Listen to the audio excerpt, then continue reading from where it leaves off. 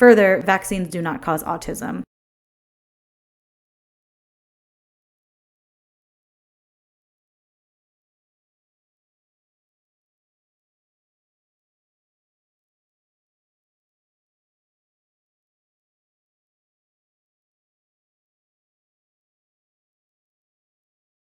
But that's a debate for a different day. Vaccines do not cause autism. This vaccine doesn't contain any of those ingredients. It didn't need any of these. Now that we know what's in the vaccine, we're going to talk about the Pfizer-BioNTech safety and efficacy. So we're going to go over a couple of different things. First, we're going to talk about the safety. So to understand the safety, you have to understand what sorts of things they were looking for in these vaccine trials. First of all, there were over 37,000 participants in this trial, and the way that vaccine trials work is they take half of the participants, and they give them the actual messenger RNA vaccine. That's going to be this column on the left. The other half, they give something called a placebo.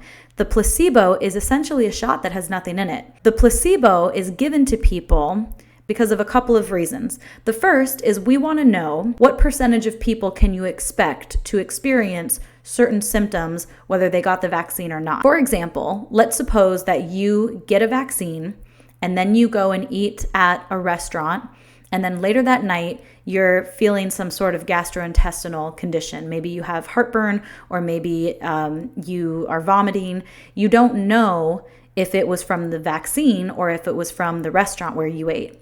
So the reason why we have the placebo is to see if these people who get the shot, if they experience certain symptoms, even though they never actually received the vaccine. We want to know how many people we can expect over the course of some period of time to experience certain symptoms that are in line with some of the symptoms that are experienced by the people who did receive the vaccine. So that's the first thing, is we want to know how many people we can expect will experience a given symptom over a period of time, even though they didn't receive the vaccine.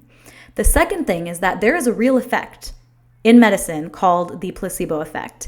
And the way that it works is that if your brain believes that something that you are receiving is going to have an effect on you, positive or negative, sometimes your brain will actually manifest that symptom or that benefit in a measurable way. For example, if your brain believes that the vaccine is going to give you a fever and you receive the placebo not knowing that you got the placebo, your brain might cause your body to develop a fever, and you can measure that fever, and that is amazing.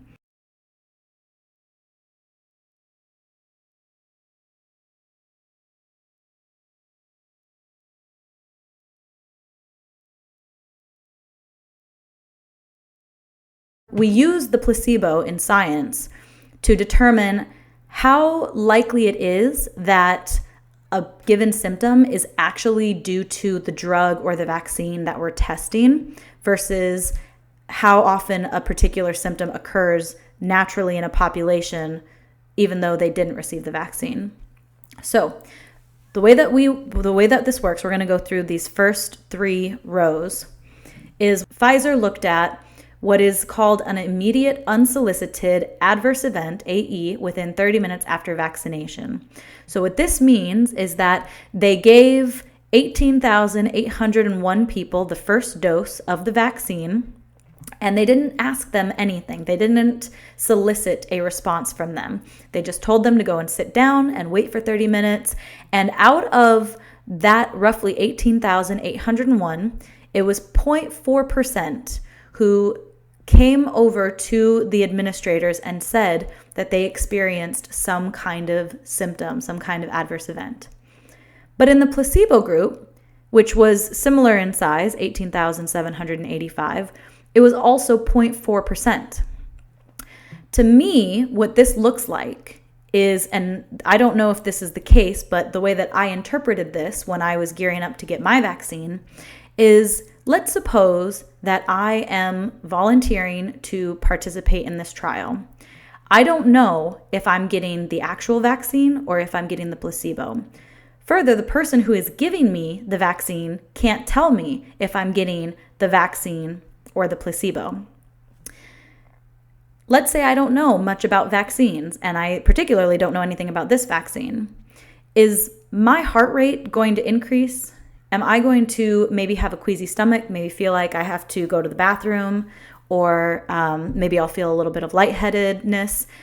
These are all symptoms of anxiety. And so these people who received the placebo, they received a shot that had nothing in it, but they didn't know if they were the shot that had nothing in it. And so whether you get the shot or not, you can experience that, or you can expect that people who get a needle injected into their arm, about 0.4% of them are going to experience some sort of symptom within that first 30 minutes after vaccination.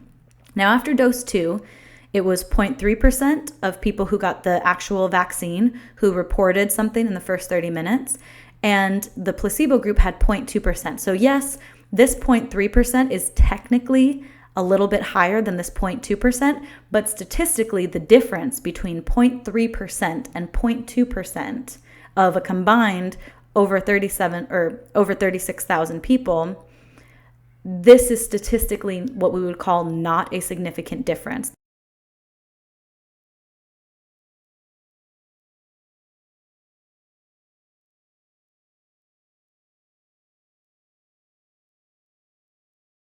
These are, for all intents and purposes, identical numbers, okay? So this tells us that these symptoms that these people were experiencing are just as likely to have occurred whether they got a vaccine or they got a shot with nothing in it. So it's probably not actually due to the vaccine and probably more likely due to nerves. The second row that we're going to look at is what we call a solicited injection site reaction within 7 days. So what this means is that the researchers, they solicited a response. They reached out to people and asked them for a response. They said, within the first 7 days, how did your arm feel? Of the group that received the vaccine, who they solicited, which was about 4,000 or 4,100 people, about 78.6% of them said that their arm hurt. In the placebo group, it was approximately 12.8%. So this is going to tell me, as someone who was looking to receive the vaccine, two different things.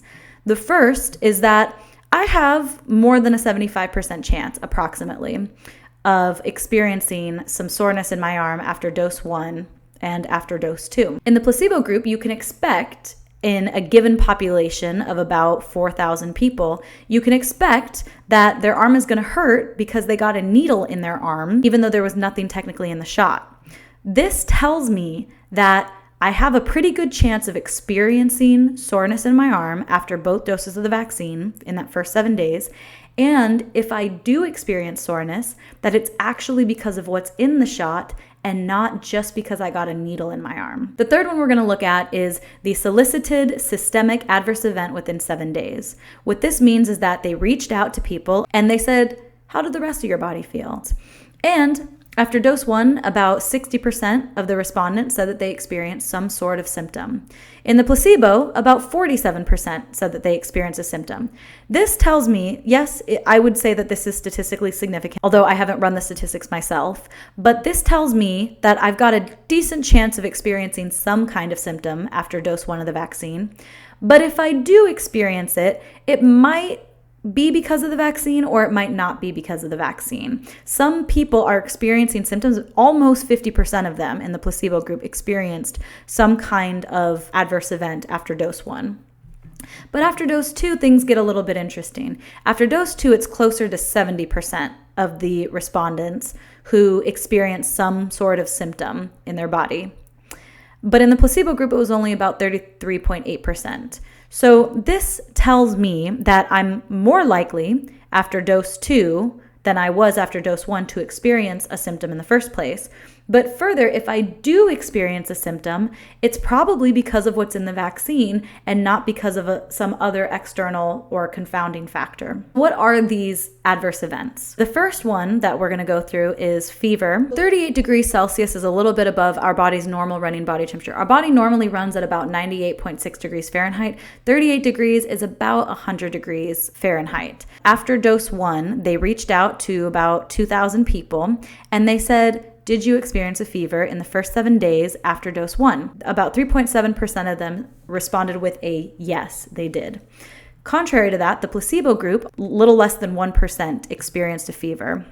So what this tells me is, sure, I'm not very likely to experience a fever, but if I do experience a fever, it's probably because of what's in the vaccine and not because of some other external factor.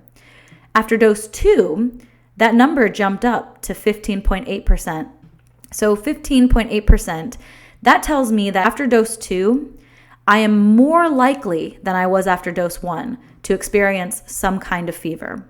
Further, if you look at the placebo group for dose 2, it's about 0.5% who experienced a fever.